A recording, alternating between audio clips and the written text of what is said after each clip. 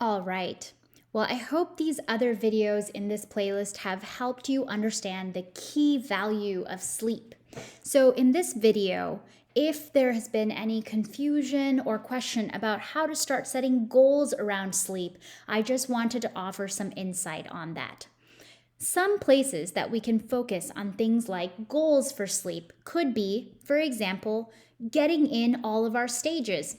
To get stage 3 and REM, the deep sleep which our body needs for that actual rejuvenation and custodial services, we really want to focus on trying to get between that 6 to 9 hours. And we know that we have 90-minute cycles, for example, so can we really try to get that 6, 7.5, or 9 hours of sleep?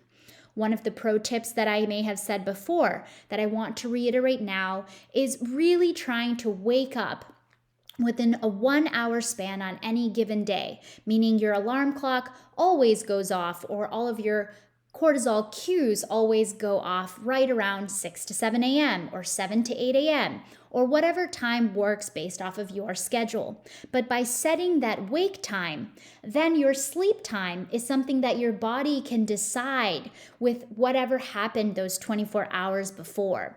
And that sleep time will hopefully start falling in a 6, 7.5, or 9 hour pattern.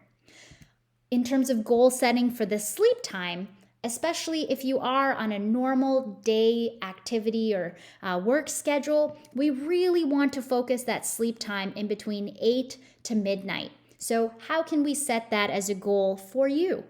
If you are trying to change your sleep pattern, so for example, you're going to sleep much later than that, I do like to say when you set goals, do things slowly. I can't reiterate this enough. The body does not like dramatic changes. So, change your sleep time and maybe an increment of a half an hour every week. So let's say you've been sleeping at 2 a.m. every single night, but your focus is try to get closer to midnight or 11 o'clock. Start by aiming for 1:30.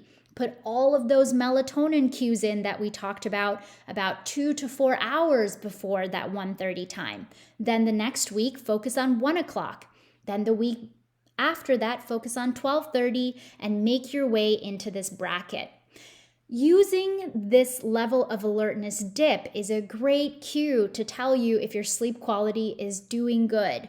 So as you're sleep training your body, use this time to figure out, hey, I'm getting really sleepy in this time still. What happened to my sleep quality last night? Maybe something was off. Maybe I can work on some of my triggers.